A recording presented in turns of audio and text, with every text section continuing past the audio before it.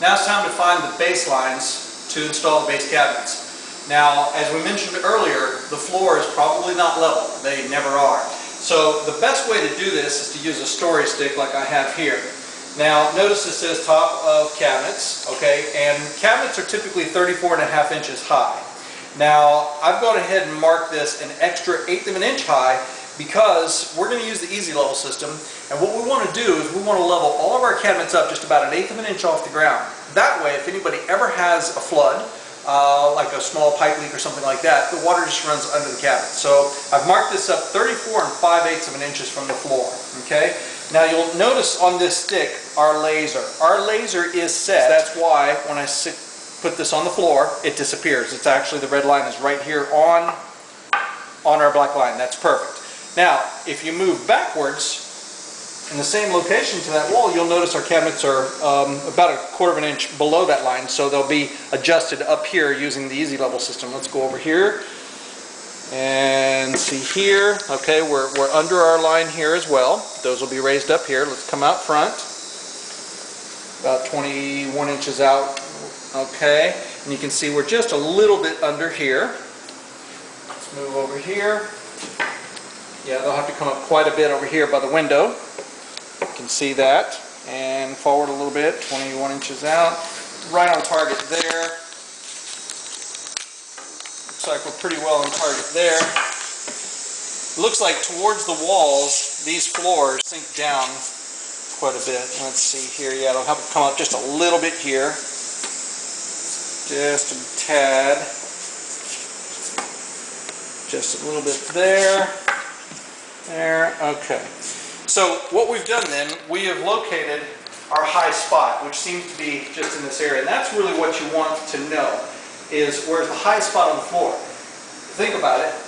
If we put this here, it was here, there's no way to adjust that. They have to fall at or below, the cabinet tops have to fall at or below your baseline. It can't be like this. If you find one like this, you have to raise this red line up, and everything else would have to come up to it. So again, this is our high spot. So now we're good to go.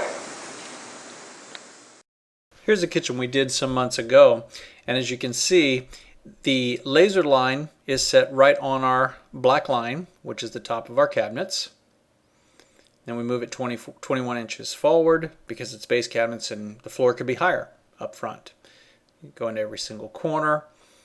In essence, we just want to find any high spots in the kitchen that will come in contact with the bottom side of our cabinets to make sure we don't have any high spots that are going to throw us off. You'll notice the OK, that's our OK zone. If the red line falls just above the black line in the OK zone, that's fine, as long as it doesn't fall below it. See, we're good there in the OK zone. Here's a problem. See that? The red line's below our black line. Not good. We're going to have to raise our laser level line up just a little bit until it falls on the black line or in the OK zone. There we go. It's right on the black line. Now, every other part of our kitchen will fall in line just as it should. Now let me show you how to make a story stick. You're just going to take any old one before, go to the end and measure up for your base cabinets, which is 34.5, or if you're using the easy level system, 34 5/8. That's because we raise our cabinets up an extra 1/8 of an inch. Measure up again and measure 54 inches. That'll be the bottom of your wall cabinets. Now, this one story stick will help you to find the baselines for both your base cabinets and your wall cabinets. And I really suggest doing both of those in the same step. When you have, empty walls and no cabinets are hung yet, find both your lines, use your laser. You'll be able to find the highs and lows and mark them both, and you'll be done with that step. Oh, also put an OK on the top of the lines. That way you don't really have to think about it. If the laser falls on the line or in the OK zone, you're good. Anything else is not.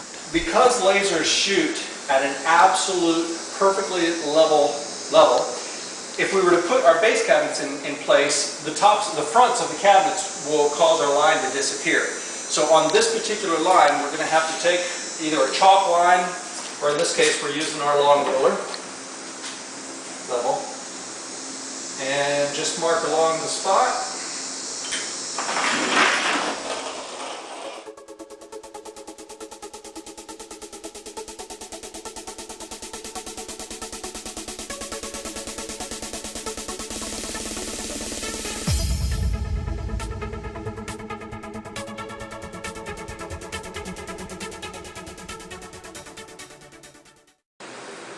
Now let's mark for our stud locations down here so we can screw our cabinets in, but I want to show you something very important when using a laser. What you want to make sure of is that you're looking at the correct plane. This is where our stud location is right here on the wall, not over here. Now why is it different? Because this plane is higher than this plane. One thing you'll notice about lasers is the further out you move, that line tends to move off of it. So you always want to be careful of this, especially when you're drilling through cabinets. This is our screw, not that. Now if you move the camera to a different angle, if you look straight on, see how it equals out?